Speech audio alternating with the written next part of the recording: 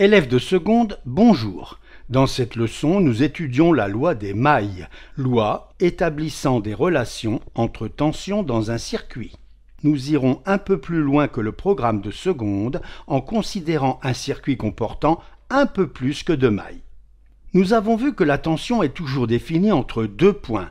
Considérons par exemple un dipôle quelconque et ses deux bornes A et B.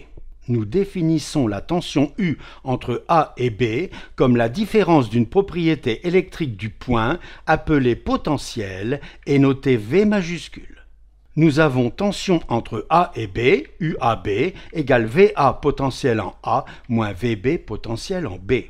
Tension et potentiel se mesurent en volts. En seconde, nous n'aurons pas besoin de préciser la nature du potentiel, mais nous pourrons retenir que tension est synonyme de différence de potentiel, notée DDP. La tension, qui peut être positive ou négative, est une grandeur algébrique. Sur les schémas de montage, la tension entre deux points est représentée par une flèche tension, parallèle au circuit et pointant vers le premier point écrit en indice de la tension. Comparons la tension entre A et B avec la tension entre B et A, et retenons que UBA égale moins UAB. Une maille est un ensemble de branches formant un circuit fermé.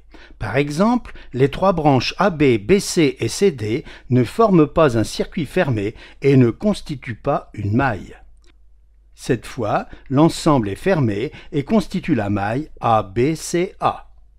Dans ce circuit, on distingue trois mailles ABEFA, BCDEB, ABCDEFA.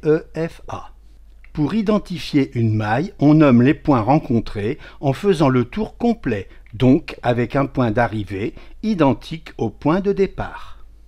Un voltmètre affiche la valeur UV-COM entre la borne rouge V et la borne noire COM. Pour mesurer par exemple UPA, il faut relier P à V, regardez le fil rouge, et A à COM, regardez le fil noir.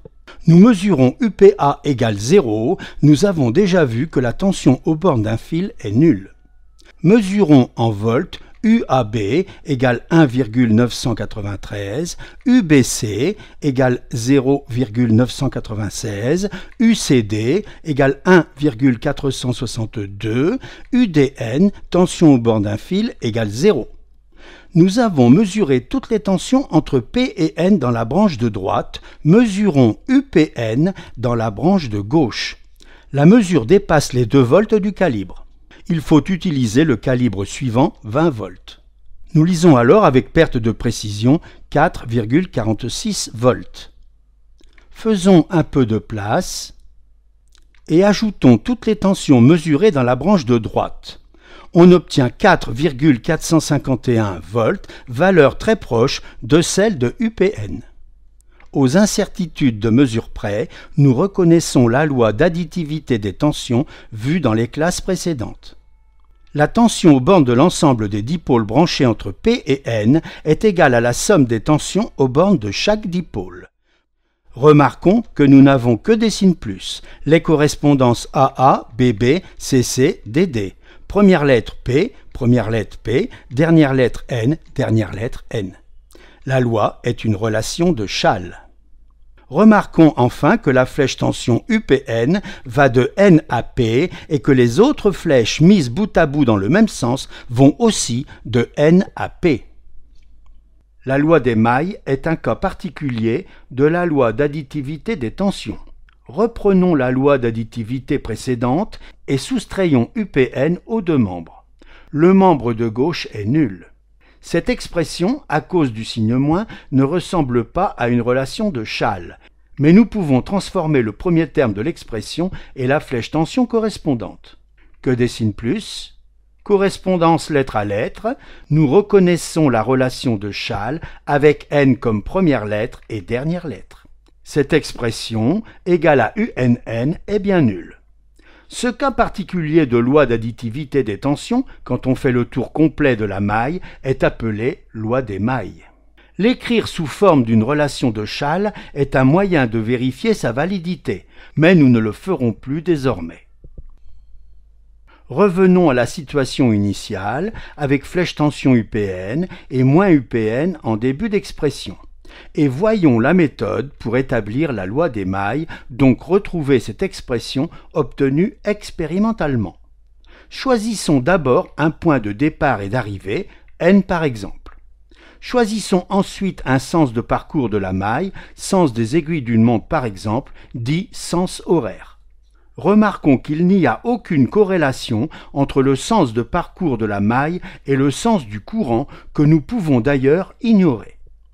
Choisissons enfin le signe des tensions lors du parcours. Affectons par exemple la tension du signe plus si nous rencontrons la flèche tension par la pointe. Puis parcourons la maille N, P, A, B, C, D, N d'après nos choix. En démarrant au point N, on constate que la flèche tension est rencontrée par son talon, donc moins UPN. La flèche suivante est rencontrée par sa pointe, donc plus UPA. Pointe plus UAB, pointe plus UBC, pointe plus UCD, pointe plus UDN, tour complet égale 0. Nous retrouvons bien l'expression prévue. Entraînons-nous à écrire la loi des mailles dans chacune des 3 mailles de ce circuit, verte, bleue, jaune, en faisant chaque fois des choix différents. Dans la maille verte, choisissons par exemple F comme point de départ et d'arrivée, et le sens horaire comme sens de parcours. Nous pouvons alors nommer la maille FABEF. Décidons de compter positivement les tensions dont les flèches tension sont rencontrées par la pointe et parcourons la maille. Talon de la flèche tension moins UAF. Pointe plus UAB. Pointe plus UBE. Pointe plus UEF, tour complet égale 0. Poursuivons avec la maille bleue, avec par exemple B comme point de départ et d'arrivée, et le sens contraire des aiguilles d'une montre, dit sens trigot comme sens de parcours. Nous pouvons nommer la maille BEDCB. Continuons de compter positivement la tension dont la flèche est rencontrée par la pointe, et parcourons la maille. Pointe plus UBE. Talon moins UDE, talon moins UCD, talon moins UBC, tour complet égale 0. Terminons avec la maille jaune, choisissons A comme point de départ et d'arrivée et le sens de parcours horaire. Nous pouvons nommer la maille A, B, C, D, E, F, A. Choisissons cette fois de compter positivement les tensions lorsque les flèches qui les représentent sont rencontrées par le talon. Et parcourons la maille. Pointe moins UAB, pointe moins UBC, pointe moins UCD, pointe moins UDE, pointe moins UEF, talon plus UAF. Tour complet égale 0. Les 3 équations obtenues avec des choix différents sont correctes. On pourrait le vérifier en montrant qu'elles s'écrivent comme des relations de Chasles. C'est par exemple évident pour l'équation verte si on remplace moins UAF par UFA. Remarquons par ailleurs que la tension UEF aux bornes d'un fil nul peut être omise. Nous avons fait des choix différents pour que vous ne soyez pas perdus si vous écoutez vos professeurs ou lisez des auteurs faisant des choix différents. Mais vous devrez choisir la manière de faire qui vous convient le mieux et vous y tenir.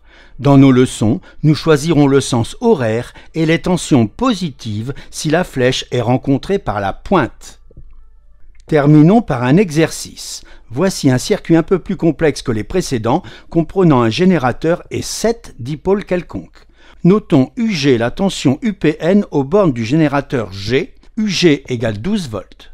Nous connaissons la tension aux bornes de D1, UPA égale 3 volts que nous notons U1. De même, nous connaissons UDN égale U3 égale 2 volts aux bornes de D3. U4 égale 4 volts aux bornes de D4 et U6 égale 1 volt. Nous devons déterminer les 3 tensions inconnues U2, U5 et U7. Considérons la maille verte PADNP parcourue dans le sens horaire à partir de P. Comme cette maille passe par D2, nous obtiendrons une équation avec l'inconnu U2 en écrivant la loi des mailles correspondantes. Parcourons la maille en comptant positivement les tensions si la flèche est rencontrée par la pointe. Pointe plus U1. Pointe plus U2. Pointe plus U3. Talon moins UG. Tour complet égale 0. Nous en déduisons que U2 égale UG moins U1 moins U3. L'application numérique donne U2 égale 12 moins 3 moins 2 égale 7 volts. Pour déterminer U5, nous devons choisir une des mailles passant par D5 en évitant certaines comme cette rouge par exemple. En effet, cette maille passant par D5 et D7, on obtiendrait une équation avec deux inconnus U5 et U7, ce que l'on ne saurait résoudre. Comme nous connaissons U2, nous pouvons choisir la maille bleue passant par D2 et par D5. À partir de A, parcourons la maille ABCDA dans le sens horaire avec la même convention de signes pour les tensions. Pointe plus U4, talon moins U5, pointe plus U6, talon moins U2. Tour complet égale 0. Nous en déduisons U5 égale U4 plus U6 moins U2, ce qui donne numériquement U5 égale moins 2 volts. N'oublions pas que les tensions sont des grandeurs algébriques. Pour déterminer U7, nous pouvons revenir à la maille rouge parcourue par exemple dans le sens horaire depuis B, C, A, B.